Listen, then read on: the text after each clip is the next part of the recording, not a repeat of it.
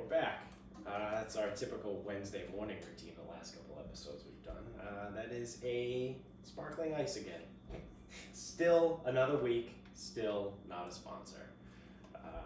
They might as well fucking be though. Yeah, Jared Bob here, Sarcasm Speaks. I'm about to get heavily caffeinated because I just drank coffee and now I'm drinking this, so. More importantly, happy Festivus. Yes, that is right. Happy Festivus, everybody. That is today, December 23rd. This will come out tomorrow on Christmas Eve, but today is Festivus. We have the poll here. I'm looking at it in our living room. You can't see it if you're on the audio show, and you also can't see it if you're watching on YouTube because it's behind you. But trust me, it's there. It's there. We just put it up. And why don't you tell everyone the rundown of Festivus? Yeah, so anyone who isn't familiar with Festivus, it's a holiday to combat the consumerism of Christmas. Mm-hmm. So there's no tree, there's an aluminum pole. Yes. Tinsel is distracting, and you want something with a high strength to weight ratio. 2, there's the Festivus dinner, where you go around and you air the grievances. Airing of the grievances. That is my favorite part of Festivus. Is where you let everyone know how they've let you down in the last year. The Festivus is not over until the feats of strength is performed, and the feats of strength is where the head of the household is pinned. So until then, Festivus not over. Did we skip that last year? I don't think anyone followed it, no. No, thankfully. And then seemingly normal occurrences are Festivus miracles. So, like, it's a Festivus miracle that I remember to put up the poll this morning. Yeah, there you go. We ordered a pizza and it arrived on time. It's a Festivus miracle. It's a Festivus miracle that I woke up today. Yeah, that might just be a regular miracle. It's a fucking unfortunate occurrence. Yeah, no, that's terrible. Yeah, so Festivus, big time holiday. We will be celebrating. We will be observing it on Saturday. And so will you right now, because I'm going to air out some grievances. All right, let's go. So, I got a lot of problems with you people, and now you're going to hear about it. Specifically, one, okay, so the easy target is anyone who's been soft about everything that's happened this year. That's the easy target. That's the low-hanging fruit. I do want to put it out there, but I'm not going to spend much time on it. Yeah. So if you spent this year being like, I wear a mask, I'm awesome, it's like, no, you're just following the rules. Fuck you. Yeah. If you spend a lot of time this year bitching about the election, if you somehow feel like the Patriots just won the Super Bowl because you voted for Biden and he won, fuck all of you. Yeah. If you took any pride in anything that happened this year, you are a fucking asshole and go fuck yourself. Yes, I second everything you just said. Yes. Low-hanging fruit, moving on. Number 2. People who want the rollback in golf. So Bryson won the U.S. Open in September, and it just accelerated a conversation that people were already having, and they want a rollback in golf. Yep. They want the ball to not go as far, and they think that some of these courses are becoming obsolete as a result. Here's the problem. What these people want is not what they're going to get. So one of the biggest things that people bitch about is courses becoming obsolete. Mm-hmm. But the PGA Tour only plays like 30, 35 tournaments a year. Yeah. So that's 30 or 35 courses. Someone estimated that there's 400,000 in the world. Oh, wow. So where are all these courses that are becoming obsolete? Yeah. And what the fuck do I care about the status of Pine Valley, New Jersey? Pine Valley is like consistently ranked number 1 in the world, or number 1 in America at least. What the fuck do I care? I'm too much of a piece of shit to ever even fucking look at that place. Right. The closest I'll get is the fucking drone footage I saw the other day. That's the closest I will get to Pine Valley. Yeah, maybe you'll drive by it on the highway. Same with Cypress in California. Yeah. What the fuck do I really fucking care about? Yeah. And guess what? No. The ball doesn't go too far for me. I don't play Yeah. golf courses and go, man, really wish the ball didn't go so far. Well, that's the other side of that argument too, is that you're going to kill the guys that don't hit the ball far. Yeah, so, there's many issues. One, courses becoming obsolete. We're talking about 30 courses in professional golf. Professional golf. Yep. All right. Then what some people say is, oh, well, it's just become driver wedge, driver wedge, driver wedge. Well, guess what? It's always been driver wedge. For the best people, Jack Nicklaus used to hit driver wedge. Yeah. Because he hit it further than everybody. Right. Just no one bitched back then. Right. There was no social media for a fucking platform. Because then they would have been talking about Gene Sarazen or old fucking Tom Morris. Yeah. Hitting fucking wounds and balada. Like, it's always been that. Yeah. And then, golf club technology, it's like, oh, all it is driver wedge, driver wedge, driver wedge. Well, then blame the equipment companies. Right. Because now, Bryson hit a pitching wedge from 170 in the U.S. Open.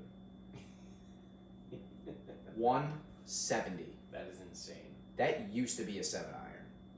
Yeah. I don't know what you want me to do. The equipment manufacturers have made these clubs so good. You're not going to... Like, driver wedge is... Dude, driver wedge could still be, like, almost 500 yards. Yeah. Yeah, I mean, if you hit the driver, like, 310, and then you hit a wedge 170... How about this? That's 480. Yeah, if you, like... I'm sorry, there's just certain things that you just can't handle, like, you can't figure out. Right. Like, you can't, like, and people want these crazy things, like, change the shafts and change the lofts of the clubs. It's like, why? Yeah. Why? You know what it is? It's, not to get, like, all kinds of fucking down the rabbit hole here, but it's very similar to, just about any other bullshit thing in life. Like, if you look at, like feminism, like one of those, like, instead of wanting to raise women up, they want to tear men down. So it's like, instead of thinking ways to lift up regular golfers, they want to bring down the long hitters. So all it is really, it's all seated in jealousy and envy.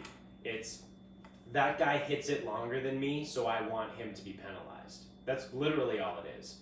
And, like, at the very boiled down, most basic part of any of these type of arguments is that person has something that I don't have, so I hate them and I want them to lose it. That's literally, like, broken down the lowest common denominator in, like, philosophy terms. Like, it's jealousy and envy. You have something I don't have, so I want you to lose it. Yeah, and with, I know people don't like Bryson.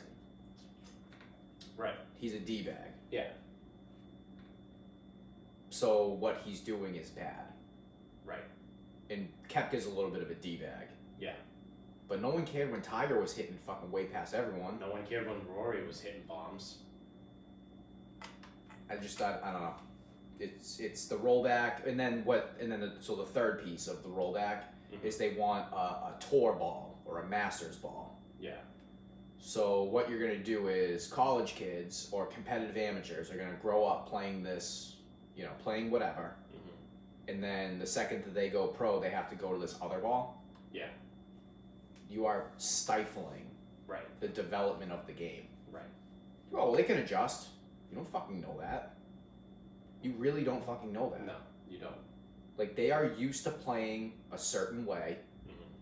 It's anyone here who played Little League Baseball. I was just gonna say, how'd that work out for baseball? Anyone here who has played switched from metal bats to wood, or even like whoever here has played Little League Baseball, who remembers who was really, really good at pitching from ages 10 to 12? Yeah. And you move the mound back. Yep. And they're not good anymore. Right. And then there's other people that are good. Yep. So, but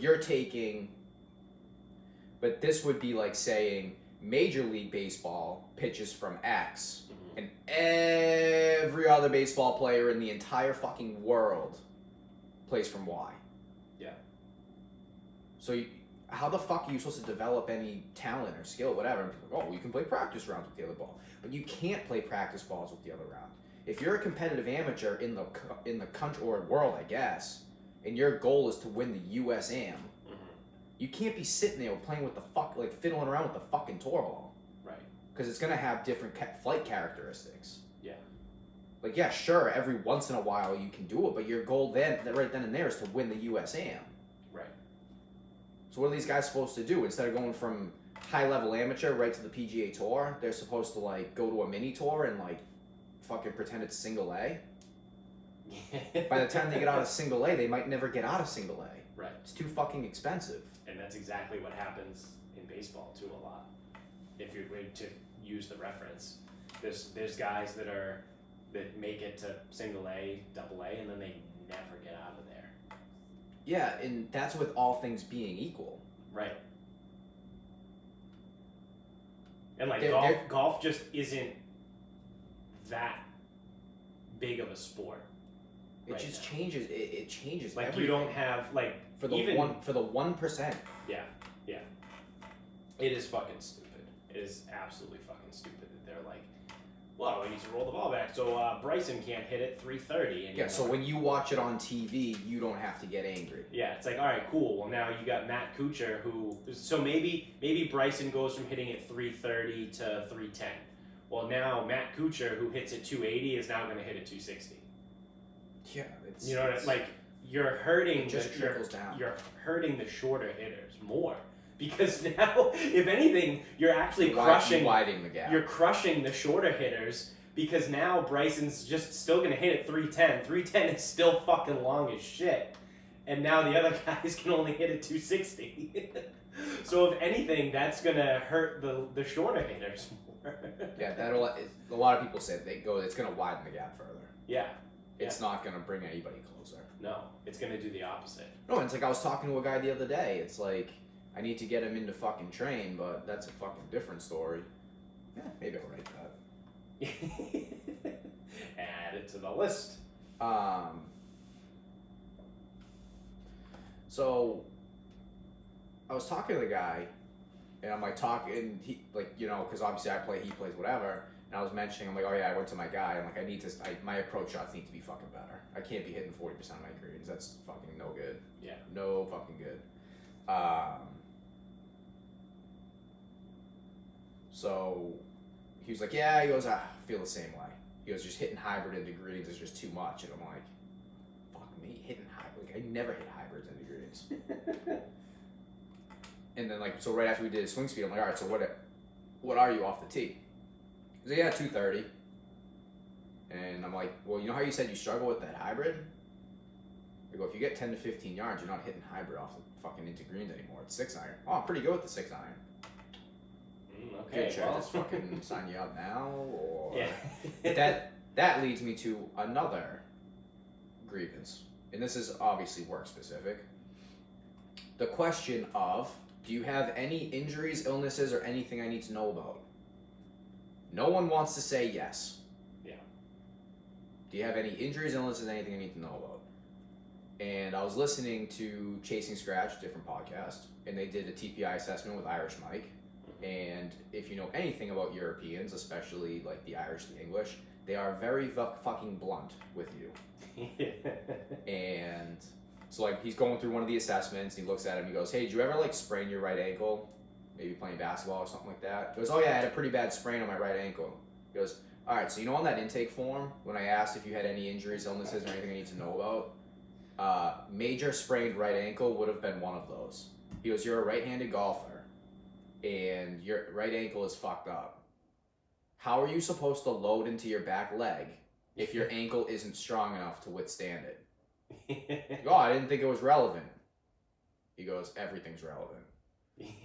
Which leads me to a conversation I had with a prospective client that was gifted 2 personal training sessions with me. He's a golfer. Mm-hmm. So get him scheduled. I'm like, all right, do you have any injuries, illnesses, anything I need to know about? He goes, nope, all good. He goes, I might be getting arthritis in my hands, so gripping sometimes becomes a little bit of a problem. All right, well, we can work with that. Yeah. and I'm trying to get him scheduled, and he mentioned something about like appointments. Yeah. And he's like, yeah, I got like appointments in the morning, so if we did like mid-morning, that would be perfect. In my head, I'm like, that's weird. You just said you have nothing going on. So I think I was like, I think I asked him again. I go, all right, so I'm like, my bad if I already asked you, but like no injuries, illnesses, anything I should know about, like anything like that? Nope. All right. So we do our 2 sessions. Text him again to get scheduled for this week. He goes, all right, sorry, hey man, I gotta take some time off. For the last few weeks, I've been getting my abdominal drained every day post hernia surgery. I go, I didn't even answer him because I was so fucking mad. I didn't even answer him. Yeah. I go, how the fuck did you not tell me that? Yeah. I just had you doing like anterior core work in fucking deadlifts, and you have you're coming off hernia surgery where you're getting your stomach fucking drained? Yeah. Are you fucking kidding me? Yeah. Like, are you fucking out of your fucking mind? Any major injuries? How the fuck is that not relevant? Yeah. Like, okay, it's not. There's a difference between that. Well, you didn't say surgery. Well, it's like, how the fuck is that all right? Yeah. No, people are fucking. Never mind. It's like you told me you had nothing going on. Yeah. So I just assumed that you were, you've never really worked out anything like that. So, I give you basic stuff, but I figured no restrictions because you didn't tell me anything. Right. You signed the waiver saying I'm good. Yep. Hernia surgery? Are you fucking serious? Yeah. And I would imagine it's close enough where he's still getting treated for it. He's getting his stomach drained every day. Yeah. Every fucking day. Are you fucking kidding me? So did he just have the surgery like 3 weeks ago? I don't fucking know. Because he told me he was good. Until I tried to schedule him for this week. Jesus. Are you fucking serious? Dude.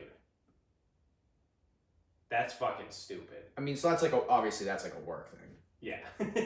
But like people are just idiots. Yeah. And again, it's like one of those things, it's like, dude, I need to know, like, it's just an assessment. Right, like, you're not a doctor. It's the same thing with kids. Like, I'm not a doctor. And I tell the kids this all the time. I don't control your playing time. I don't control whether you make a team or not. Right. I just sit here and make you better.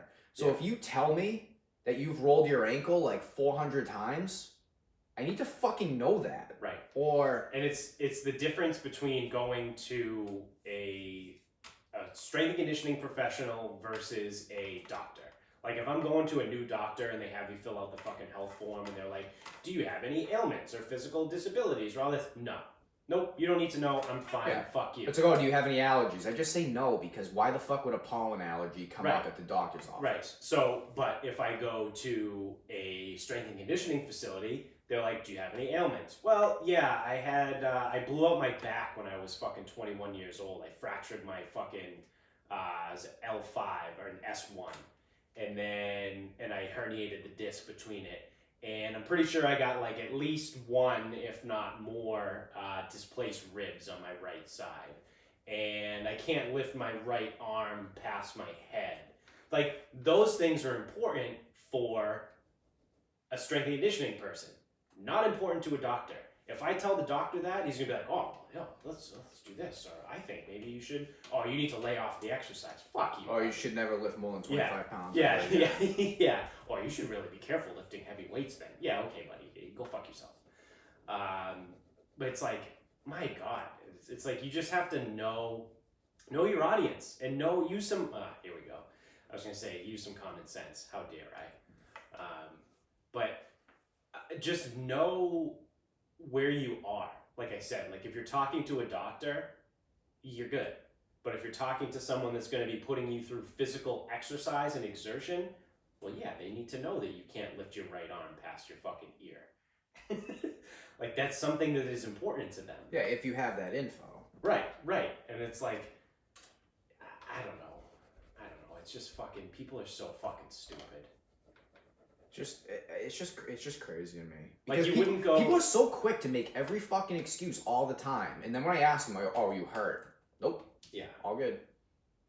Well, that's the other thing too, is they don't want to seem. I've dealt with back pain my entire life. I blew out a knee when I was fucking 20, and I got fucking hemorrhoids. Like. Right. Right, but people want to seem tough. Like they don't want to seem like they're complaining. But they're not tough. That's the thing. People aren't tough. I know. Because the second anything comes up, I have to hear about it. Exactly. Yeah. It's like, oh, well, actually, I struggle with back pain. Why the fuck didn't you tell me that? Yeah. Don't fuck. You fucking come at me after the fact. Oh, yeah, no, I've been struggling with back pain my whole life. Yeah. The fuck didn't you tell me that? Yeah. Because we're idiots. Everyone's an idiot. I'm a fucking idiot, but at least I'm not as stupid as some of these people. Yeah, they're pretty fucking stupid. I got one more grievance. All right, what is it? Charlie Baker, go fuck yourself. So far this year. You know what? I'm going to start with a slight bit of credit. When every other state around us just shut down and went into pause or whatever the fuck they're calling it, yeah, he didn't. Right. And actually, we're still open. Right. And we're still in phase 3. Yep. Reduced capacity, but phase 3. Yeah. So, credit there. Mm-hmm. Now, not credit. One, he got he made everything hands-free. Everything hands-free, like when you drive. Everything's hands-free. Yep. Everything's Bluetooth. Yeah, you remember that back in like February? Everything's hands-free. Then the pandemic came, so then no one remembered that. So you know what happens when I'm in the car? Drive around a little bit. Bluetooth just kicks out. I don't know if I get hung up on. I don't know what's happening. Actually, you know what's funny though? When this does happen, I'm still connected. So when it kicks out, now I know what's happening. I just start flipping out swearing, and whoever's on the phone with me can still hear it because the phone is still connected. It's just not connected to Bluetooth. Right. So thank God he made everything so fucking safe. Yep. Because now when that happens, what do? Immediately grab my phone. You're fiddling with it. Yeah, now I'm fucking around with my phone. Yeah. Instead of just sitting there holding it at my ear and driving around. Right. Thank God. You know what? I bet you, hey, we should look at the data. I bet car crashes are way down this year. And it's all because of his fucking, his hands-free bullshit. It has everything to do with that law. It It's has nothing, only the hands-free. It has nothing to do with people not driving anymore. I wonder if he can figure out how to pat himself on the back and masturbate at the same time. Because he's got to feel good about himself. He has to. Yeah, Second thing. He's the greatest governor of all. Second thing. The flavored tobacco ban. Oh, yeah. I forgot all the stupid shit he's pulled this year. So, good thing. That was in like June, Yeah. wasn't it? He's saving all these lives. Yeah. Because no one can use a phone in the car. And no one's buying any flavored tobacco, so there's no gateways or infused cigars. And that's the thing. Sure, I like to get a tin, wintergreen pouches, every once in a while. Yeah. Wouldn't call it habitual. I'd call it a binge. Usually go through like 3 tins in like a week span, and then No, not that much, but... Well, I mean, I would say like between us. Oh, okay, yeah. In like a week span. It's like a binge, and then you don't buy it. Don't do it again for like 6 weeks. Yeah, and you don't buy it again for 3 months, and then everyone comes over again. You get another... Yeah, it's whatever. It's binging. Yeah. Real healthy.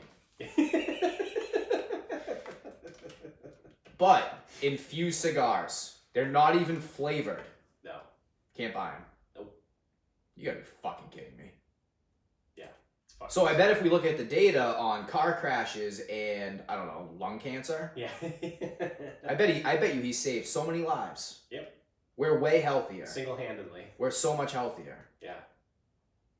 Oh, but it's funny because there's this pandemic thing going on. Oh. And I have people telling me, well, hey, I know you don't like Charlie Baker. He's actually doing a pretty good job compared to the other states. Huh. You don't say. So Massachusetts, one of the smaller states in the country. Sure, we're densely populated. Yeah, but we are still. We're not that big. Not that big. Third in the death rate. Behind New York and New Jersey. Cool. Both more densely populated. Mm-hmm. Yeah, okay. They have more people. Massachusetts is actually not only one of the smaller, like geographic area states, but it's also not that much population either. Like I would be willing to, it's in the top half, so it's in the top 25, but it's probably outside the top 10, maybe outside the top 15. Like it might be somewhere between 15 and 20 most populated states in the country. Like I don't think it's even like super high there either. Yeah. So, my question, how is he doing such a good job if we have an extremely high rate of nursing home deaths? Yep. You know, linked to his decision making. Mm-hmm. And we have an incredible death rate compared to other states. Yes. Literally all but 2. So how is he doing a good job exactly? There are 47 states that have handled it better than us. So how exactly is he doing a good job? Yeah, because people think so. I just don't get it. Because his office puts out things in the media that says they've done a good job. And people watch the news and they're like, oh yeah, they're right. Charlie Baker has done well.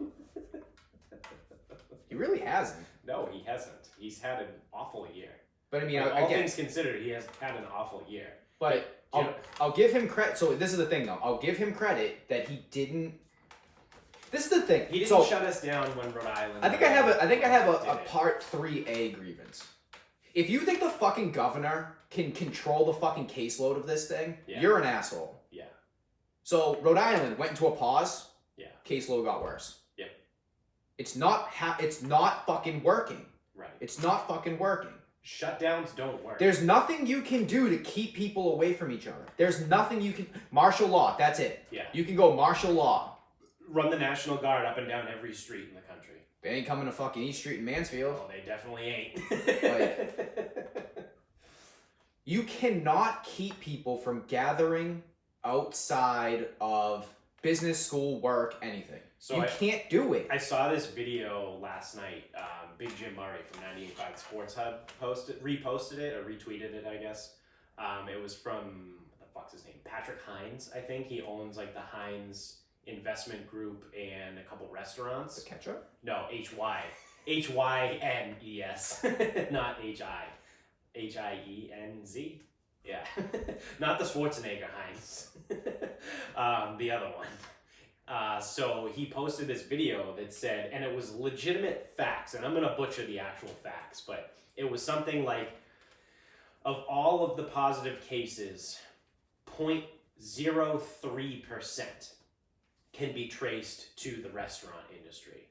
0.03. And he goes, not 0.3, not 30, not 3, 0.03% of all of the cases can be traced through the restaurant industry. So obviously that makes sense that we shut down all the restaurants, right? And then he turns around and he goes, what is the most? And I think the number was like 72% of the cases can be traced through gatherings in the home.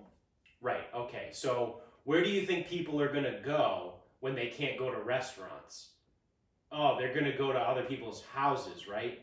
So all of the people that were normally going to go to restaurants that now they can't, now they're going to go to the people's houses, and that's where 72% of the positive cases are coming from. So now we're just driving them into more positive cases. And he lays this whole thing out, and I was like, holy shit.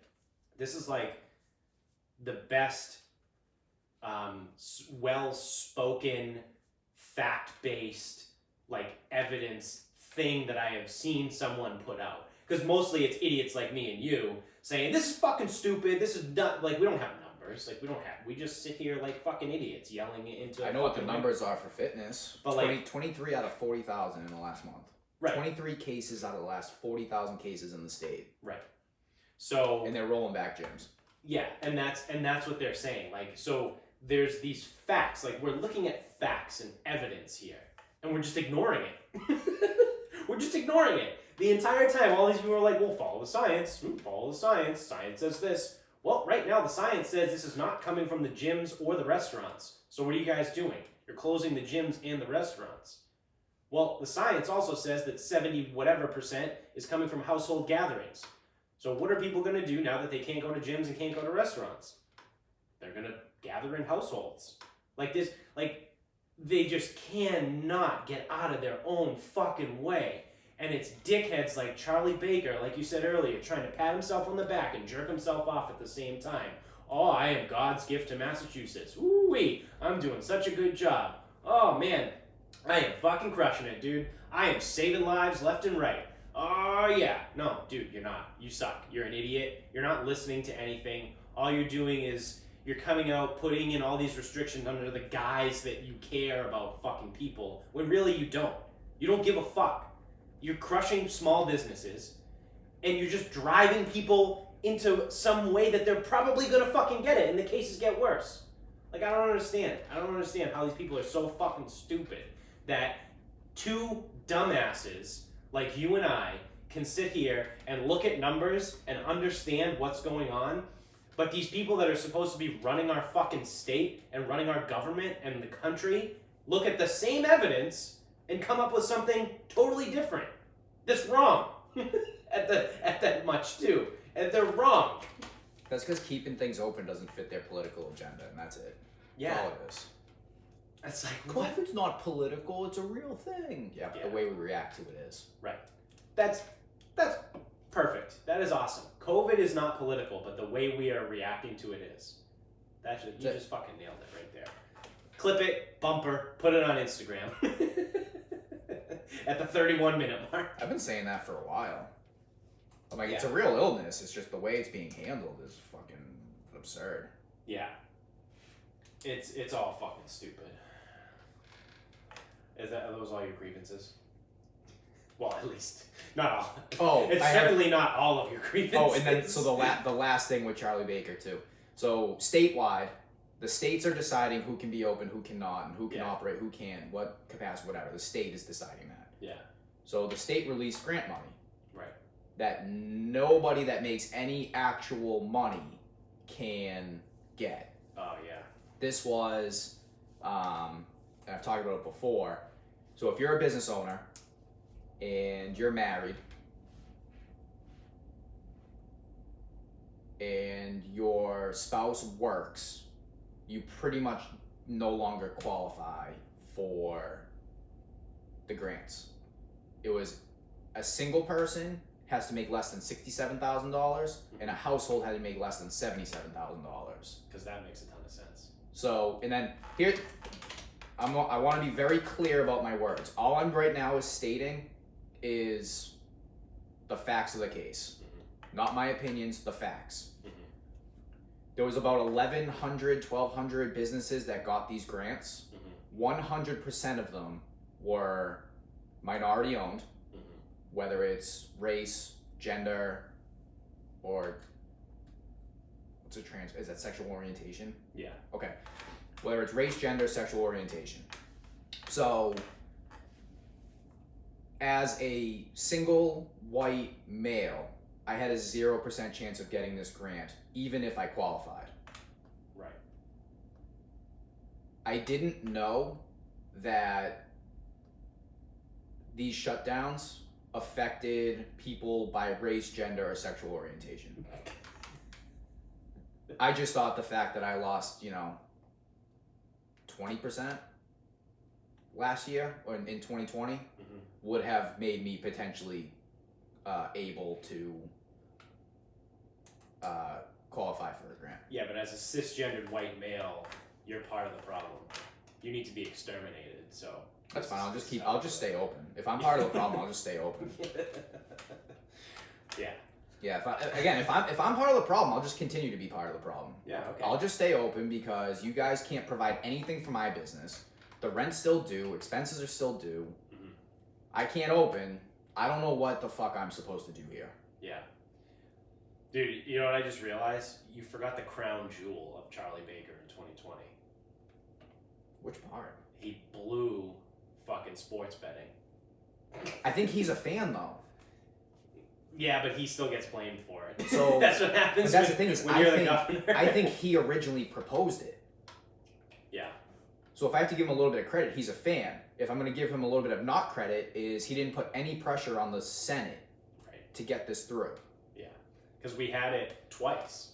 It was part of the Massachusetts stimulus thing the first time in May, June, and they took it off because they said, adding an approximate $600 million a year in tax revenue just didn't fit the stimulus idea.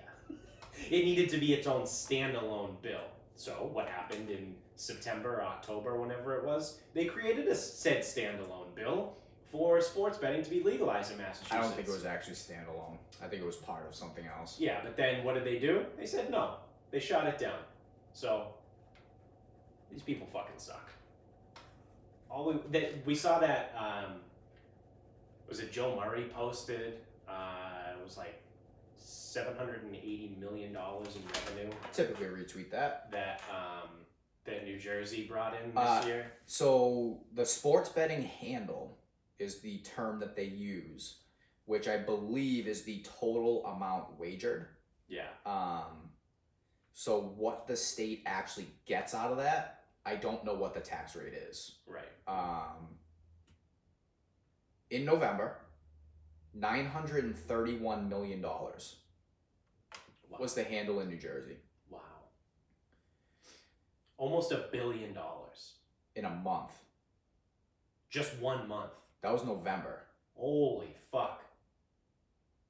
So they gotta be looking at least $7 or $8 billion on the year, I would imagine. I would say definitely, at minimum 6 billion. Yeah. Because like April only did 54 million. Yeah. Wow. Could you imagine $6 billion? Well, I mean that runs through. Even if the fucking tax... What's the tax rate of like 25%? I don't know. Is that a lot? Is that a little? I don't know. But even if the handle is 6 billion and the one if say it's 1%, that's still what? 6 million? I don't know math. No, 10. 10%. 10% is 6 million. Yeah. Like $6 million? You don't think the state could use that somehow? Other than fucking lining their own pockets and raising their own salaries because they're fucking pieces of shit. 10% 600 million, I think. 600 million. Yeah. That's 600. Yeah. So 1% would be 6 million. $6 million is still a lot of money. 600 million is fucking absurd. It's free money. Yeah. It's literally free. It is liberty. It is free money. Yeah, so truthfully, I think in Massachusetts the projection was it would provide $500 million in revenue for the state. $500 million ish. Yeah. And with that, every other state, well, Rhode Island's kind of fucking up. They're really fucking up. But Well, everyone knows Rhode Island's the worst state. didn't even show up for the Revolutionary War. Yeah, fucking pieces of shit. So with Rhode Island's fucking up, but they have it. New Hampshire might be the smartest fucking state in the union. Yeah. It really might be. Yeah, second behind Texas. They are like northern Texas. You know what though? Texas does have a massive black eye with the immigrants. Do they? Well, no one talks about it, but What do you mean with immigrants? well, they have immigrant issues. Like there's a ton of immigrants coming in. Yeah. Some people like that. Some people don't. Yeah. Some of those borders are fucking war zones. Yeah. All right, that's fair. Because I was going to say, Texas in and of itself is actually a very diverse state. Yes, but I think at the border of like Texas and Arizona. Like, I think Houston is, like, legitimate, statistically, this is a fact. I think Houston is the most diverse major city in the country. Yeah, it was like a massive percent is people of color. Yeah. Yeah. I think the immigrant, because we're not there, we don't know what it's like. Yeah. I think the immigrant thing is a massive problem because it has. So not only is it a war zone at the border, it has to be a massive division. Yeah. Because there's the come and take 'em people. Right. And then there's the immigrants, and I think I know what the come and take 'em people would like to do to the immigrants. Yeah. Anyway. But New Hampshire has literally nothing going on. There is nothing up there. It's cold. It snows. Snow is the biggest threat to New Hampshire. Yeah. But then they turn around and they're like, all right, let's go skiing. They have fucking mountain. They're a ski destination. Yeah. It's great in the summer. It's great in the winter. Yeah. If you like skiing. We got lakes in the summertime. We got mountains to ski in the wintertime. Golf, whatever. Yep. So what do? In Seabrook, right over the border, half an hour from Boston, 15 minutes if you're Nico's driving. They put in the DraftKings Sportsbook, where you can wager fucking anything. Anything and everything. He put in the most disgusting bets that if I start describing them, most of you won't even know what the fuck I'm talking about. Yeah. Things that are just not allowed. You should not be allowed to parlay team totals. And he is. You guys ever hear of a fucking pleaser? It's the opposite of a teaser. Yeah. If you thought the Jets last week at plus 17, you could have taken them at plus 10. Yep. So you get worse. You take a worse line to get better odds. Yeah. And then you parlay that. Yep. It's like $10 to make like $4,000. Yeah. It's insane. It's like shit that you could probably really only do in like Vegas.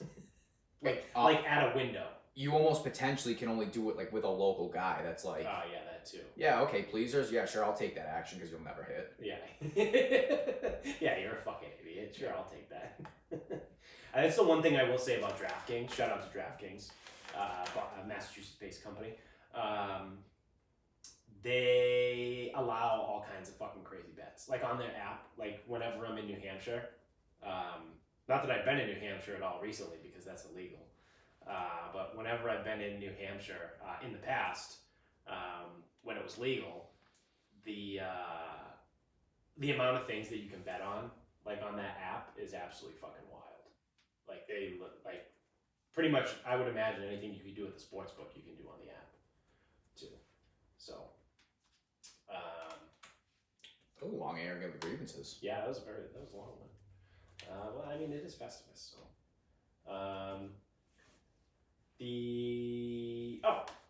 I mean, kind of, sort of, a little bit on it, but we talked about this a little bit before. Donald Trump isn't going to sign the COVID relief bill, stimulus bill. I love it. Because it was agreed upon in the Senate. We talked about it in our last episode. The House passed it, or was voting on it Sunday night when we were recording. And then it went to the Senate following, or maybe it's still in the Senate, I don't fucking know. But Donald Trump came out yesterday and was like, yeah, so I'm not going to sign this bill. I'm actually going to veto it because $600 to everybody is a disgrace. It's a disgrace. Yeah. He goes, the only way I'm going to sign it is if we increase it to $2,000 per person. And so the biggest thing that's come up is, and I pulled this graphic off Twitter. I cannot confirm the accuracy of the figures, but I can confirm there was a shitload of foreign aid and a shitload of domestic arts funding. Yeah. So in a time where I'm sitting here wondering if some fucking politician in a suit is going to tell me I can't work. Yeah. And then my landlord's going to say, yeah, so that rent's still due. Right. With no money or whatever. They're going to try to fund the Kennedy Center, $26 million. I don't know what the Kennedy Center is. Nope, no idea. National Art Gallery, $154 million. National Art and Humanities, $167 million. Woodrow Wilson Center, $14 million. That's a lot of millions. Yeah, that's a lot of millions right there. The Smithsonian, $1 billion fucking dollars. I feel like fucking Dr. Evil. $1 billion. Yeah. $1 billion to the Smithsonian. Oh, I'm sorry. Did the Smithsonian really take a fucking hit? Yeah. Did COVID really get them bad? Also, hey, they're owned by the fucking government. Aren't museums, like, just by definition, don't they have like extremely low overhead? Like the shit just sits there. I don't think dude, I'm pretty sure the Smithsonian is a government agency, or it's like I mean either way, but it's like big enough where it's like what but who's gonna collect the rent from the fucking Smithsonian? If you close a museum, the workers. The overhead now goes away. Shut the lights off. What are you paying rent on that fucking Van Gogh? Yeah, like what the shit just sits there. Like it's not night at the museum where like everything comes alive and moves around and shit. Like you lay off the workers and you turn all the lights off. You turn the heat down to 58. Now all of a sudden, there's no more fucking overhead in the fucking museum. Yeah, I would say $1 billion isn't fucking utility charges. Who's living there? Who's got the lights on all the time? Yeah, someone's sitting there with the heat at fucking 76. They got Dickie running around down there, turning all the lights on. Yeah, leaving them on. Oh man. So that's just domestic. Yeah. What is that? 3, It's almost like $1.4 million. 1.4 billion. 1.4 billion. Just in domestic funding. Yeah. Foreign countries. Egypt, 1.3 billion. Yeah. To Egypt. 700 million to Sudan. 453 million to Ukraine. Half a billion to Israel. 130,000 to Nepal. 135 to Burma. 85 million to Cambodia. 25 million to Pakistan, which actually might be contributing to transgender studies in Pakistan. I was under the impression that women didn't have rights in Pakistan. I don't Maybe think they do. I don't think they did until about 2017. Good. So we're gonna let them do the fucking research on transgender studies. Yeah. Good. No. You know what? You shouldn't have sent it to Pakistan. You should have sent it to Saudi Arabia. Yeah. I'm sure we would have got great Oh genocide. yeah, maybe that's what it was. There was one of those countries just allowed women to get their driver's licenses for the first time in Saudi Arabia. history. Pakistan might be fine to women. I In, genuinely 2017. don't know. It's just when you start getting into like those Middle East Asian countries, Yeah. I just assume that human rights are a fucking joke over there. Yeah. And whenever human rights are a joke, it's against everybody but the male. Yep. So Asia RIA, I don't know what that is. I don't know either. 1.4 billion. So just to Egypt and the Asia RIA, we're given 2.7 billion. Yeah. I saw this graphic too. I know it. That's insane. Add in Israel, 3.2 billion. Yep. Add in the Ukraine, 3.7 billion. Yeah. This is fucking nuts. So Donald Trump and then wants at to the very bottom of the graphic, American people, $600. Which, to be fair, that graphic does have a motive behind it. Like, Yes. by saying the American people is $600, that is deceiving. Correct. You I would don't know have how to- many people that is. Right, because everything is totaled. So, like, for every other thing on that list, everything is totaled. And then the U.S. people is individualized to one person. Yes. So, like, There's only one Egypt. This is true. But, like, that number, I don't know what the number is. Whatever 600 times, I don't know how many people would be eligible. 200 million, roughly. There's 330 million people. Say 2/3 of the country is eligible. Whatever 600 times 250 million. I'm not doing that. I don't know either. But it's a lot of money. Yep. But where he's coming from is, no, fuck that. Don't give the Smithsonian $1 billion. Give that money to our people. Which, hey man, this is great. So I said this before we got on air. Donald Trump, like, fucking going off saying all this shit. Enjoy the next month. The next month of the Donald Trump presidency is going to be great because this is it. This is his last month. It's his last hurrah. He is just going to go fucking wild. He is going to come out and do whatever the fuck he wants. And we are going to see the true Donald Trump, which say what you want, but the idea of him wanting everyone to get $2,000 instead of $600, that's a left-wing idea, right? Kinda. Now the base of it is still right-wing because It's you're right-wing because taking you're taking away the foreign money, aid. you're taking away foreign aid to give Giving it to us. But you could look at it on the surface and say he wants to give the people money because he could just say take away foreign aid altogether. Yeah. And then, He could look at that bill and go, oh, all that foreign aid money? Nah, keep it. yeah. But he's gonna start doing shit that he wants to do because he doesn't give a fuck because he's gone in 30 days.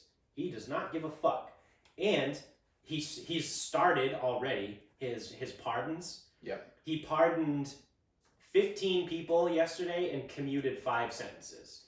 And as we always do here, I try and look at different sides of the story here. So surprisingly, CNBC is pretty straightforward, pretty much to the facts.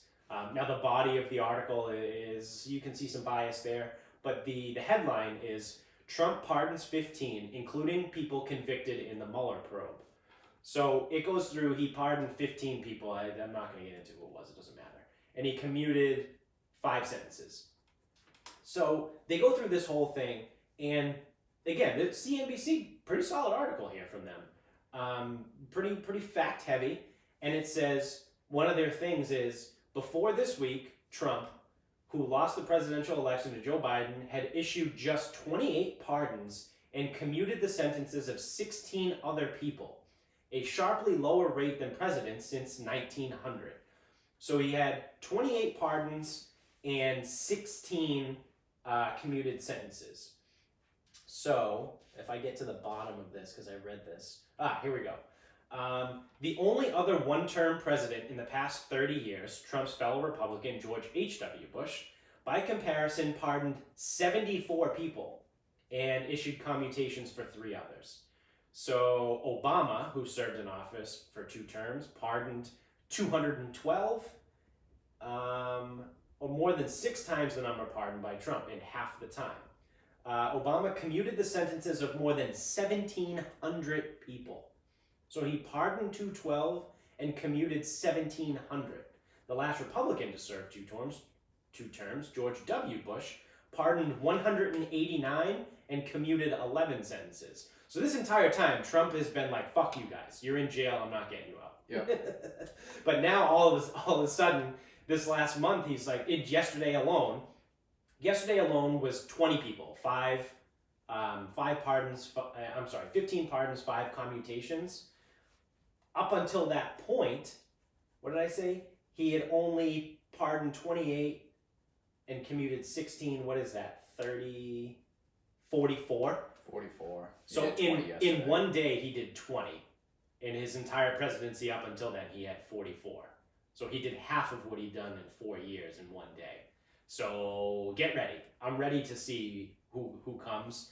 There's rumblings here, and I would love this because it would cause people to rip their fucking hair out and go crazy. I want him to pardon Snowden. I think if he comes out and pardons Edward Snowden, things are going to get very interesting. Who's Snowden? Edward Snowden? Yeah, I don't know who that is. He's the guy that maybe like 10 years ago now, he was an NSA analyst. And long story short, he was like a young kid who they threw out in this position in like Hawaii to work for the NSA. Okay. And he got bored because it was a boring job. So he started like looking into the files because he had top level clearance. And he started to notice that the NSA was spying on people, like without warrants, like without all this stuff, via the Patriot Act.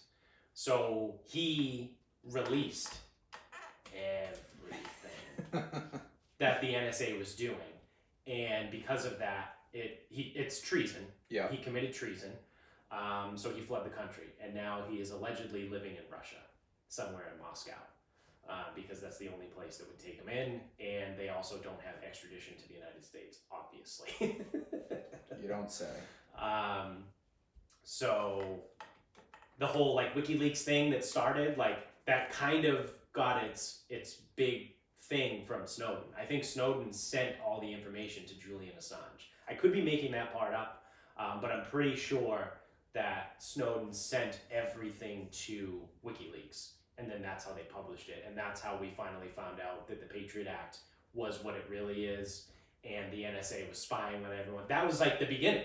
Like that was like the waking up, to use current terms. Like the country was waking up to the fact that the government was spying on you every day. Now it's obvious because you say fucking one thing holding your phone and then you get all kinds of Instagram ads. But like that was all started with Snowden. He was the one, because before that it was all clandestine shit. Like no one really knew that it was going on. So there's some rumors that Trump is thinking about pardoning Edward Snowden. Think he'll pardon Ghislaine Maxwell? Wow, that would be another interesting one. I don't think so. Because then that would almost be like an admission of guilt, right? Like if Trump pardons Ghislaine Maxwell, then like, all right, well now, like people are going to look at that and be like, well, she had something on you and that's why you pardoned her, so it won't come out. But even that being said, no one can do anything about it. Like, that would be a big dick swinging move. Like, if he came out and pardoned Ghislaine Maxwell, because if she's pardoned, even if that's like a tacit admission of guilt, no one can do anything about it. Yeah. Because she's not under arrest anymore and she's free. Yep. That would be fucking nuts. Which no one's talking about Ghislaine anymore. I don't think anyone cares. Yeah. Well, no, dude, there's a whole pandemic. It was a cute story, but Yeah. She's still in jail. She's still in custody somewhere in New York, I think. yeah, again, it was a cute story, but like the fact that she was gonna bring down the entire country wasn't gonna happen. Yeah. So yeah, that's that's what I was saying. So the CNBC article, whatever, goes through all that stuff. So then if you just like Google like Trump bill, whatever, just a couple of these here. Washington Post. I'm just gonna read headlines. Trump calls on Congress to approve $2,000 stimulus checks, hinting he might not sign relief bill without changes. From the Texas Tribune, Trump hints he won't sign COVID-19 stimulus bill without massive changes. ABC News, President Trump throws wrench into COVID-19 relief by saying he won't sign bill. NBC, Trump blasts COVID relief bill just passed by Congress, demands changes. You know, whatever. I think every headline you just read is pretty fair. You ready for CNN's headline? I think I already saw it. Yeah, go ahead. I think I already saw it. Trump goes on a rampage with pardons, veto threats, and COVID denial. Excuse me? Is he rampaging? Rampage! Like, do you guys know what a rampage is? Like, Not what he's doing. Not what he's doing. You at can't all. rampage if you're just sitting in an office. No. He's going on a rampage with vetoes, COVID denial. Like, they're throwing other shit in there, too. Like, what? They're wrapping everything into one fucking thing and handing you a shit sandwich. Like, here you go. Trump is going on a rampage right now. And it's like, no, he's not. I wish he was. That would be great. I hope he goes on a rampage. I've never wanted CNN to be more right. Or more correct, I'm sorry. But, like, that would be awesome. Imagine if he just fucking lost it and just started going on TV and started flipping out on everything and just, like, rip. I want him to go scorched earth. I don't think he will, because I think there's a slight chance, like, very slight chance, that he's thinking about running for election again in 2024. But I wish he would just go scorched earth. But like I said, I don't think he will, because that would just ruin it for 2024. And I know he'd be 78 at that time, but Biden's 78 right now. I don't know. I just don't see it, but that would be fucking great. All right. What? Oh, I got something right here. I want to get your take on something. Getting away from politics and all that bullshit and government and gay stupid stuff. So we all know the Washington football team, kind of a joke, right? Dan Snyder is worst owner in sports. I was just gonna say is by and large regarded as the worst owner in all of professional sports. Just not a good guy overall. Is an idiot. Just got a lot of knocks against him. Well, he just had another one recently. Good. So I'm gonna read you a headline here. Washington football team settled $1 million sexual misconduct claim against Dan Snyder. So that came out before the season. there was a lot of stuff going on. And they stopped talking about it. Yeah, so off the field distractions continue to mount for the Washington football team. According to the Washington Post, the WFT paid a former female employee $1.6 million as part of a 2009 confidential court settlement after she accused team owner Dan Snyder of sexual misconduct. So If that was a confidential agreement, why are we hearing about it? this is what I'm getting to. So there are, the woman made certain allegations in April of 2009. The Post reported was later fired for cause, although her personnel file was changed to show that she voluntarily resigned per the agreement. The settlement was signed on July 22nd, 2009 by an attorney representing Snyder and 2 other team executives. This past summer, this is what we just talked about, the Washington Post reported 15 women who claimed they were sexually harassed by executives while employed by the organization. The following month, 25 more women made similar claims in a similar Post story, which detailed suggestive videos of outtakes from cheerleader calendar shoots produced by the team around the same time of the alleged Snyder misconduct on the plane. So what had happened with this woman in 2009, there was an incident on the plane. I think it was a team plane or a private plane, where there was some sort of sexual misconduct that happened. So, after reading this, I kind of like figured it and looked at it a little bit. And so, there's this one incident in 2009 with a woman who used to work for a team. She was going to go public. They paid her $1.6 million to keep it hush. Fast forward to 2020. So 2009 is fucking different world. Yeah. It was pre-Me Too. It was pre all this shit. Yeah. Like 2009 was insane. So she was paid $1.6 million. So fast forward to summer of 2020, and 15 women come out and say they were sexually. There was allegations of sexual misconduct versus Dan Snyder and people in the organization. And then the next month, so in the course of a 2-month span, there were 40 cases of sexual misconduct alleged against Dan Snyder and the Washington football team. So this woman from 2009, who was paid $1.6 million, then throws her name in the ring. My question to you, is that right for her to throw her name in the ring with all those other people? It is right. Yes. Okay. Because I know she received a shitload of money, but I think the right thing to do is to join with them. Yeah. Now, that being said, she's probably going to have to pay some money back. Mm-hmm. And I assume all of it. Yep. And I assume she doesn't have all of it. Yep. Therefore, she's doing even more of the right thing, knowing that this is really going to fuck her. Like, Yeah. really. Because I'm sure that NDA included not only, like, you're going to pay the fine back, you're going to pay the money back, but there's a penalty on top of it. Mm-hmm.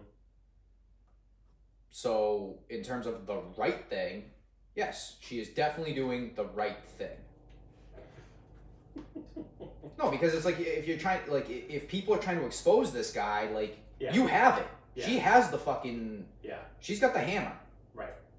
Like, yeah, no, this is all proven. Yep. Here you go. Here it is. Yeah. Proven. Now, for her personal life, I don't know if it was the most fiscally responsible Yeah. decision to make. I'm assuming she didn't take that $1.6 million and put it in an 11-year CD. You'd be surprised sometimes. You'd be surprised. So when people, Yeah, I know there are people that Sometimes we when- do know people that have gotten when money when and people stuff. get money for the wrong reasons, And or they what they just put it consider away. to be the wrong reasons, Yeah. you know, they just put it into something. Yeah. So maybe she still has it all. Yeah, maybe. And if it accrued interest this whole time, like, Yeah. maybe it's there. I don't know. Maybe. I would say I have a potential unpopular take on this. If you took the hush money, you stay hushed.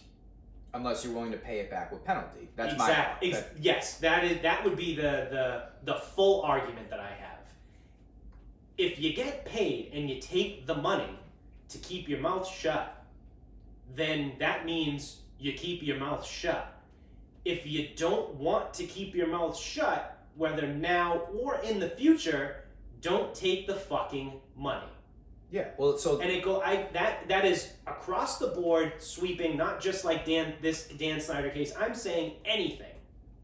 If you are forced to sign something, or maybe not forced is the wrong word. If you decide to sign something that says you will not talk about this under penalty of X, that means you will not talk about it. If you want to talk about it, don't sign the fucking contract and just deal with it. Yeah, I look at it with this. With where we're at, and because we're almost talking like a little bit of justice in a way. Like Daniel Snyder's a piece of shit. Yeah, but I also look at it too as you already got 40 people. You got 40 people this summer that are now going against him. You took your money 11 years ago. Just sit there. Like, you don't have to. You don't have to do anything. Is there going to be at least one of these 40 that is credible and works out? Yeah, I'd be willing to bet. I'd take the odds on that. Like, yeah, I just the way I see it is, if you're looking at what's the right thing to do, and if there's, hey, you know what, this is a word of 2020. If there's systematic misconduct for a period of time, well, Absolutely. you don't want that to continue. So if you're willing to go that route, there is a consequence. right. I don't know what that consequence will be. I also don't know if someone's going to be willing to foot that bill. There could be a bigger thing. Like there could be like a women's rights group, like a national group or an international group that has a shitload of money, and we'll go, all right, Like the pussy hats? whatever, I have no idea. They'll go, what's your penalty? All right, well, it's the money I got plus a 20% penalty. You know, I got to give them like 2.5. Yeah. And they're like, all right, we'll cover your 2.5, but we need you to jump on board with this. Yeah, and now become a spokesperson. Yeah. It's like, we'll cover your 2.5, we'll give you nothing. Yeah. So there's a consequence. Like obviously every action has a consequence. Right. But if it's to help bring down, you know, those things, well, morally it's right. Yeah. Personally and fiscally, I don't know. Yeah, I mean, I'm just saying, like, the way I look at it is I wouldn't do it. I wouldn't have signed the NDA in the first place. That's what. So I wouldn't have taken the money. Here you go. A piece of advice. Never sign an NDA. Yeah. Really, never sign an NDA unless you're signing an NDA that's like where no one can lose. Like, because there's some NDAs where it's like, take the COVID vaccine. Yeah. Like in the early stages of the COVID vaccine, we need you to sign an NDA because we can't have anybody taking the information in these meetings and going elsewhere with it. Right. That doesn't hurt anybody. Right. But if you were like subject to something like at work or by public figures, like if you were like subject of police brutality, whatever, never fucking sign that NDA. No. Because you always have, because the second you sign that NDA, then you almost give up your ability to do the quote unquote right thing. Right. Right. And don't take the hush money. And if you take the hush money, that means you gotta stay hushed. That's how this shit works. Yeah. Yeah, and it's hard. It's hard to say because if you take the hush money, you don't know where you're gonna be 11 years later. Yeah. Like especially for that woman, back in 2009, it's probably a great idea to sign that and take the money. Right. But now it's looking at it like, fuck. She goes, I probably like if that happened today, probably wouldn't. If it happened today, you could probably go public, get the hush money, and Dan Snyder would potentially be forced to fucking sell the team, depending on how bad what he did was. And it's just like, it's hard because 11 years ago that wasn't the case. And I will grant clemency to the decision because there is an 11-year difference. And like I said when I led into this, 2009 was a very different time. Yeah. But moving forward, now that we're into and past the Me Too era, if there is a woman that signs the deal to take the hush money and then, like, immediately or shortly thereafter turns and goes public, nah, that's not how that works, honey. Like, you can't do that. You can't take the money and then turn around and say fuck off. Correct. Now, so that's my only thing. Do the morally right thing, but be prepared for what the consequence is. Right. And like I said, this is the opportunity for someone, somewhere, something to swoop in and take advantage of the situation. Yeah. Where it's like, all right, so we see your fee, we see your penalty, we got it. Jump on board with us. Yeah. And then a bigger group goes for it. But it seems like one of those things, like sometimes when you like leave work, they want you to sign an NDA. Yeah. Or like a non-compete. Yeah. Fuck off. Yeah. You can get the fuck out of here. Yeah. I ain't signing your bullshit. I just told you I'm fucking leaving. Oh, we need you to sign this, that. You know what? Then keep my fucking paycheck for the last 2 weeks. Yeah. Go Yeah. fuck yourself. Yeah. Yeah, I saw that yesterday. I thought it was interesting. Like I said, like I had obviously I feel like I have a very different opinion on that. But Well, remember, you asked what's right, not what should she do. yeah.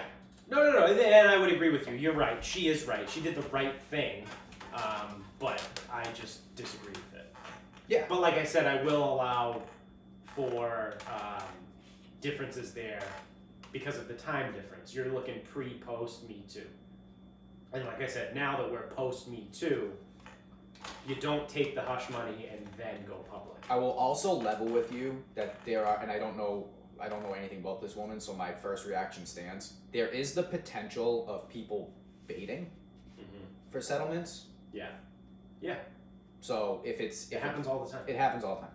So if it's like one of those where sometimes like the situation gets fabricated and then you just did it to just take Sean Oakman.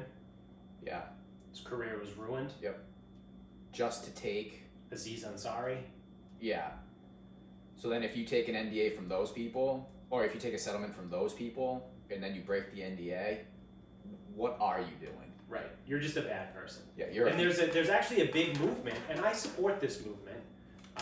There's a lot of people that have talked about it. I think Rogan is one of them who's brought it up, that said there should be a penalty that is equal to the perpetration for fabrication.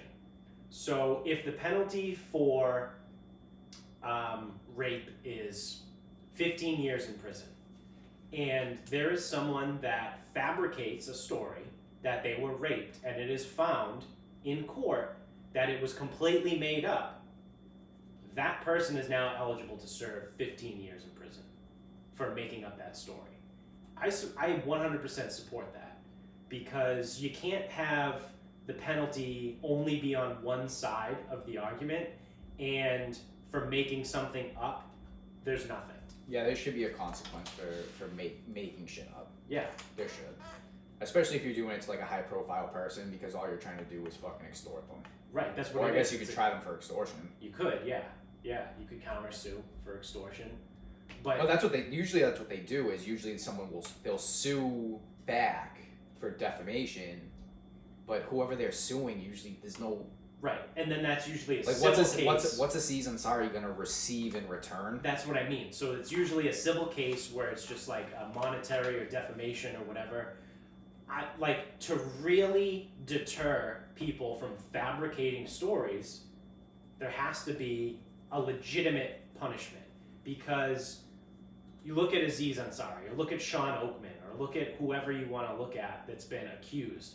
I think Sean Oakman is a perfect example, because he was a potential top pick in the NFL draft and was accused of rape. I think he went to jail. And then it was found that the story was made up. So now he gets out of jail. The girl that accused him, nothing, no recourse for her actions. And now Sean Oakman can't get in the NFL. Yep, too long. So now he lost out on millions of dollars. The girl that accused him doesn't have the millions of dollars to pay him in damages. So countersue for defamation, yeah, cool. In the court of law, it was found Sean Oakman innocent, but in the court of public opinion, if you have anyone that isn't privy to the updated story and they know college football, and you just say the word Sean Oakman, they're like, oh, he's a rapist. Like, now that is immediately there. And like the whole Louis C.K. thing, never raped anybody. I'll ask permission. And we've talked about this before. There can be whatever. People can feel uncomfortable and say yes even though they don't mean it. I'm not here to debate that. Louis C.K. never raped anybody.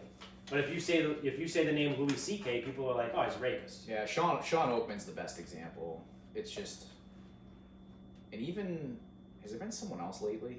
I know Sean Oakman's a big one because he went to jail for a crime he did not commit. Right. Because someone fabricated the story. Yeah. There's been other accusations that have been dropped. Maybe Antonio Brown. I'm not sure. Yeah, could have been. I don't know. Maybe I'm just assuming it's him. Yeah, I mean, it's a pretty easy, pretty easy assumption. But yeah, like I said, no, I'm a proponent of the fabrication of a story to be equal to the crime itself. Yeah, I'm because that's how you stop it. Because if you're at penalty of going to jail for 15 years for rape, you shouldn't want to rape someone. Yeah. That should be enough of a deterrent. If you don't want to go to jail for 15 years, you shouldn't fabricate a story that someone else raped you. Like, the punishment is equal on both sides, if it's real or if it's made up. I would also even just say if the penalty's then extortion, that's okay. I'm okay with, like, there should be something. Yeah. It doesn't need to be one for one because truthfully, eye for an eye, that doesn't exist anywhere. Makes the whole world blind. Yeah. Eye for an eye doesn't fucking work anywhere. Yeah. So if someone fabricates a story like that, I guess you could try them for extortion. I don't know what you would do with Smollett because I don't know. Yeah, that was just that wasn't extortion. Juicy Smollett. Dave Chappelle calls him Juicy. So I don't know. I don't know how you punish that. Yeah. Because I guess he really didn't he got publicity. Like, yeah. How do you counteract publicity? I know, you just make him pay for the time that it costs to like get lawyers. You know what I mean? Like that time in court. Yeah, true. You could sue him for court expenses. Yeah. But actually, so yeah, I guess you could hit him somewhat hard because when you start suing for court expenses, because again, lawyers are the only thing they charge for every fucking second. Yep. And they'll just make those numbers look crazy. Yeah, well, in this case, I'm $800 an hour, and so I'm sitting here and I'm doing the math on my $800. So that's already been about 30 seconds. So that just cost you $5. Yeah. Like, just do it like that. Yeah. All right. You want to start wrapping this bitch up? Yeah. What do you got? I got nothing. All right. Because I went big on the grievances. All right, we'll do a wrap. So you go. No, you start. I'll come up with something. All right. So. Shit. Which one do I want to go with? I think I have to go with this one. The other one I can do at a different time. I am gonna go with Wonder Woman 84. Okay. It is a sequel to Wonder Woman, and it comes out on streaming and in theaters on Christmas Day, which is this Friday. I am actually very excited for it. I think Wonder Woman is the only DC series character, whatever the fuck you want to call it, that is worth anything at all. DC absolutely fucking blew it with everything that they've done. Granted, I haven't seen Aquaman, and I've heard good things about Aquaman, but I've never seen it, so it doesn't count. Doesn't count for me. If I didn't see it, it doesn't count. It's not there. It doesn't exist. Yep. I think Wonder Woman is going to be great. I hope it's great. I am a little nervous because in the trailers I saw they're bringing back Chris Pine. So he died in the first one. So he is in the trailer, so I don't know if it's going to be like a flashback or how he is involved. But if they pull a beer fest and just kill him off and then bring him back. Yeah, it's my brother. Yeah. You're gonna... It's like, I've heard all the stories about you guys. So it would be hopefully you guys could just call me landfill. Yeah. It would be like we never lost them. Yeah. Like if they pull a beer fest, they're gonna lose me.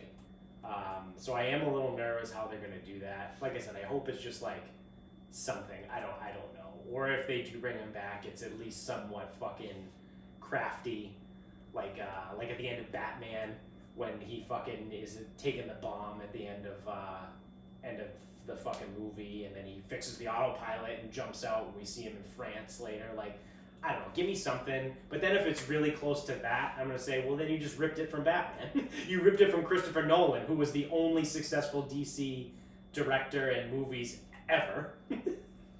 But DC is just so bad, so fucking bad, and the funny part is, they look worse because Marvel is so good. Yeah. Like, if Marvel didn't exist, how it is, and the DC movies just came out as they were, they'd be okay. They'd be okay to good. They would live in that world of okay to good. But because Marvel is what it is and it's so fucking good, DC blows. These movies suck. They can't hold Marvel's fucking jockstrap, except for Wonder Woman. I thought the first Wonder Woman was fucking balls. I thought it was great. And like I said, I hope this is good. I do have HBO Max because I have AT&T. And they hooked me up with HBO Max for free. So I probably won't watch it on Christmas Day, but I will be watching it at some point. Are we gonna have to pay for that? I don't know. That is a good question. I don't know if it's going to be like a Disney Plus situation with Mulan, where like... I feel like you're gonna have to pay for it. Yeah, well, if I have to pay for it, I can tell you right now I ain't watching it. I ain't paying $30 for it just to watch it once. I'll wait for it to go free. 3 months. Yeah. Like usual. Yep, the usual. Just watch everything 3 months later. Yeah, so I'll see it in March. But yeah, no, I definitely ain't paying $30 for it. If that is the case. So I don't know. That's my final thought. I'm excited for Wonder Woman. I think it's gonna be good. I hope it's good, and we'll see. We get our first. This is our first normal thing of the year. Maybe, depending on how you want to look at it. Is that like Christmas Day is big? It's big in movie theaters. So the fact that they're going to release it to theaters, which are barely open, but it's like a normal thing. Like, that's what happens, and okay, we get something normal here. We get a big movie that should be pretty good coming out on Christmas Day in theaters that all the Jews can go watch during Christmas Day. Although I will say people that celebrate Christmas Bigot. also still go. I'm a Jew. Bigot. I can say it, I'm a Jew. You're a piece of shit. I celebrated Hanukkah last week. It was the 8th day of Hanukkah was like last Thursday or something. Bigot. Friday. It was Friday. You have no idea. No, it was last Friday. You have no clue. I still got the oil burning. My oil went an extra 4 days. Festivus pulls up. Yeah. We're on to a new holiday. Yeah, so that's that. That's my final thought. I got another grievance.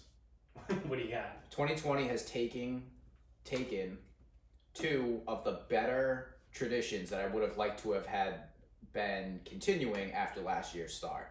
Like a Liam Neeson Taken? Like, I imagine 2020 as Liam Neeson in like Taken 4, where he's like beaten down and alcoholic, like doesn't really want to do this anymore, but like still has to go like steal shit from someone. Never saw anything beyond the first Taken. I saw the where first. it's just the Albanians. I saw the first 2. And So then 2020 could be the Albanians. I don't know. 1 being the casino on Thanksgiving, which I've already talked about, wasn't able to do. Yep. 2 being the casino and sportsbook on New Year's Eve. Yeah. I'm not getting it. Oh, I know we're gonna do the New Year's shit later, but Yeah. just like, man, like even usually Christmas we go out to eat. My mother fucking texted me the other day, she goes, "Oh, the weather doesn't look great for Christmas Day. We might have to postpone." All I said was, "Okay, sounds good." I look up the weather. It's gonna rain. Yeah. Rain? Yeah. Really? We're canceling holidays because of rain now. I'm like, please, don't get me wrong here. I really would not mind to drive to Medford, give them their TV, hop in the car, and be done for the day. Right. But rain? That's a new one. 2020 has making everyone soft. It's stupid. I mean, it's my parents, I'll say it. It's like, Yeah. rain? Yeah. I mean, I'm not going to put up any debate whatsoever. Right. Because that's the other thing. If they say, "Oh, we're going to postpone to like some other day," what works for you? Nothing. Nope. Busy. I'm working. I'm actually working overtime. I'm working that day. So I don't know with everything, and then even with that, everything's like everyone's just so fucking dumb. Yeah. With like Christmas and shit. Really, what I would prefer if I had things my way is Festivus. Well, Festivus, but Christmas Day, I would not go anywhere. Or you know what? I'll do gifts to my. I'll give them their TV. Mm-hmm. Drive back, be back this way. I would open up a nice bottle of bourbon and try to find the bottom of it. Yes. And that's what I would do all day Christmas Day. Yep. Absolutely. That sounds like a phenomenal Christmas to me. That's what I would try to do. Yeah. And people are like, oh my god, that's so sad. No, it's not. Not for me. Just because you live in some bullshit reality where it's like, yeah, oh, I love my family, and I'm like, no, family's a pain in the ass. Yeah. Yep. You typically only see family. You don't really see many friends Christmas Day. Right. Fuck out of here. I have in the past, just because. Well, I go to Bills. Yeah, but it's like, with that, like, we're gonna see our friends on Festivus, and it's gonna be way better, which we're celebrating on Saturday. Yeah, yeah. Festivus is the real draw. Yeah.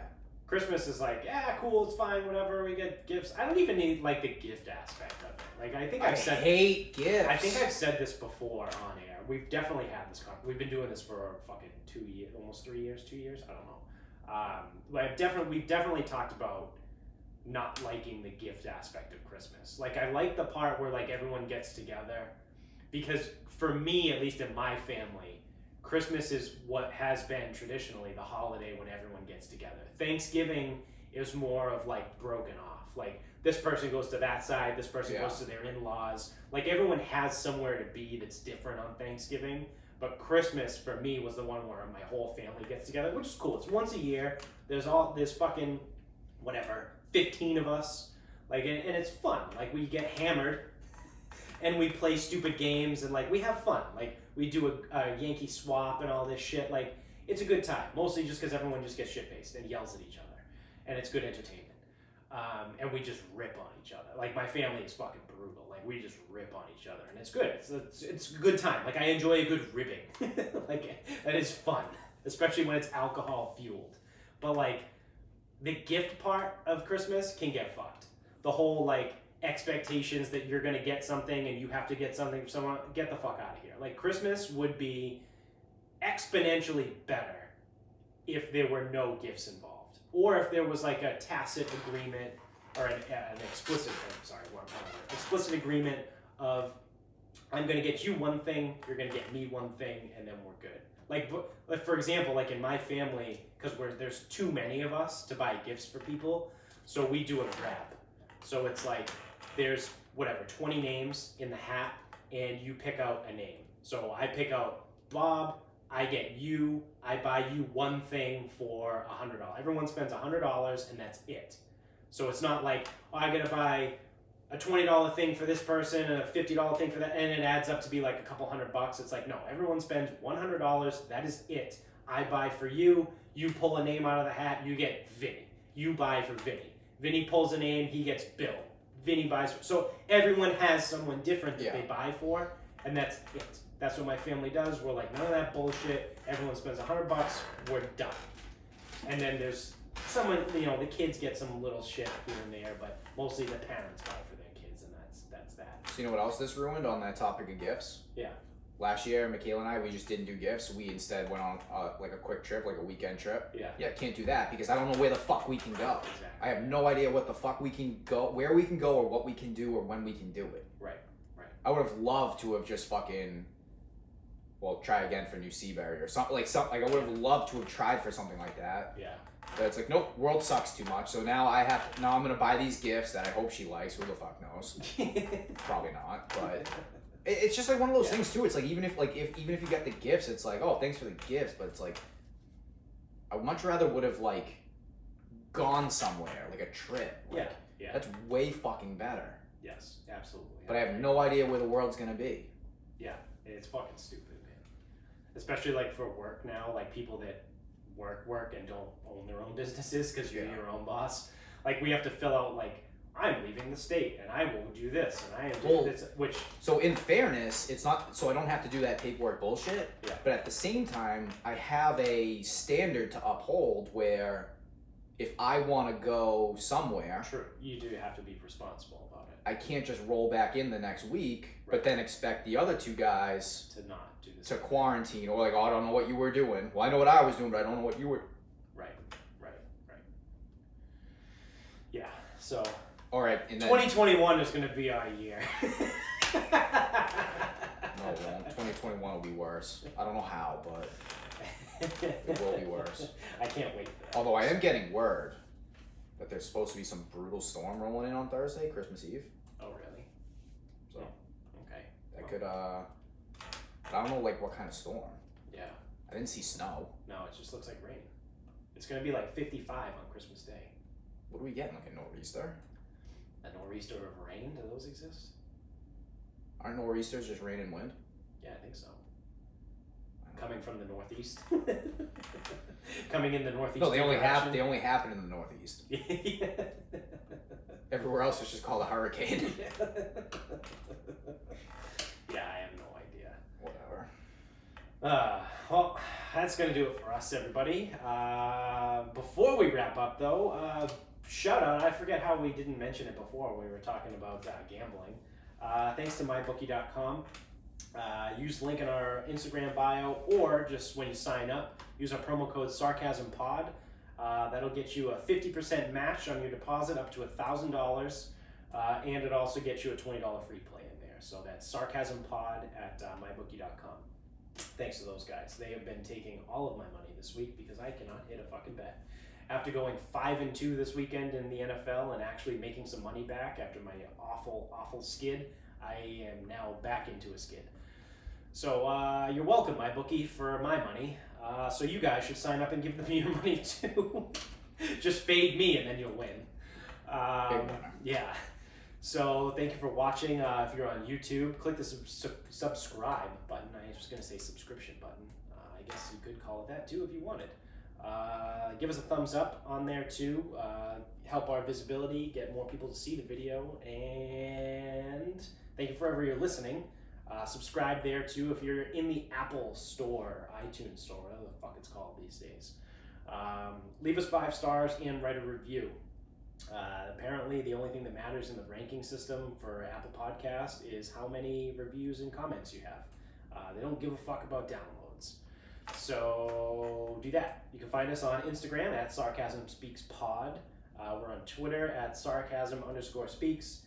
Facebook page is Sarcasm Speaks. And using that same link in the Instagram bio, you go to our merch store. We just uploaded a brand new t-shirt for 2021. Go check it out. That's at Sarcasm Speaks Pod. The link in the bio. Go to the merch store and you'll see the new t-shirt that we just put out there. It's pretty funny. I think I'm actually going to buy it myself. So enjoy that. And until next time, happy Festivus, everybody.